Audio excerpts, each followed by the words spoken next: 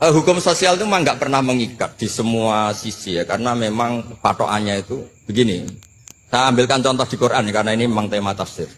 Di hal-hal sosial itu kekasihnya Allah pun didhawuhi Allah begini. Wa in adri la'allahu fitnatul lakum wa mata'un ilah.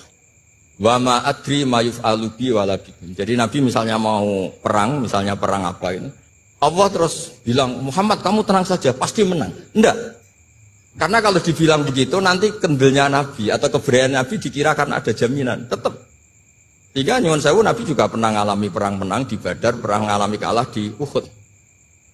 Jadi di bab-bab sosial itu memang Allah membiarkan hukum sosial yang berjalan. Sampai Ibnu Khaldun ngendikan begini. Saya masih ingat betul dan itu saya pegang. Nabi sebagai Nabi itu kena aturan hukum sosial. Meskipun beliau punya mukjizat kayak apa, ketemu orang harus santun, ketemu anak kecil harus sayang, ketemu orang sepuh harus hormat. Andai kan Nabi bisa terbang ke langit sekalipun Mi'raj, tapi ketemu anak kecil nampar, ketemu orang sepuh ngeludahi, tetap gak diterima oleh publik. Walau kunta faddan ghalidhal qalbi lan faddu min khawlik. Betapa pentingnya tata krama sosial. Kata Ibnu Khaldun, hadza Rasulullah man uyyida bil kauni kullih. Ini Rasulullah orang yang di backup sekian alam raya, tapi sekali melanggar tata krama sosial, tetap lan faddu min khawlik, orang akan bubar. Sampai ngegoskan saya, sekarang tak pisoi. Wah Gus apa Gus kok mison, mesti langsung gitu. Nah coba misalnya sekarang, nyon sewu, saya ngeludahi Pak Rektor, langsung dipecat ya.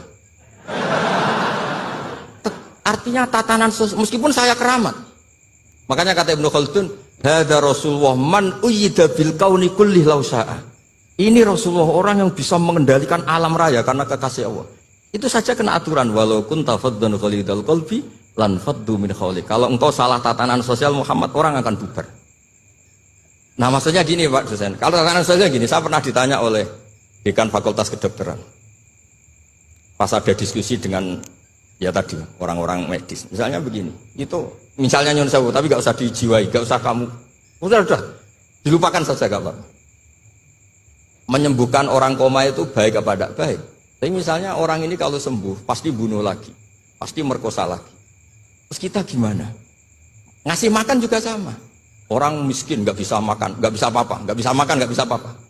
Berkahnya nggak bisa makan, nggak bisa apa-apa, dia tidak nyuri, tidak bunuh, tidak merkosa. Dan orang ini kalau sehat lagi akan begitu lagi. Wajib ngasih makan dah. Itu mesti orang itu, weh, kasihlah kemanusiaan. Jangan nanti kumat lagi. Jadi hukum sosial itu mesti mindsetnya ulama itu beda-beda. Saya sering matur ke Pak Quraisy, saya itu pernah kata santri saya pernah katanya diundang ke Malaysia, juga pernah katanya diundang ke Maroko. Saya bilang sudah yang kelas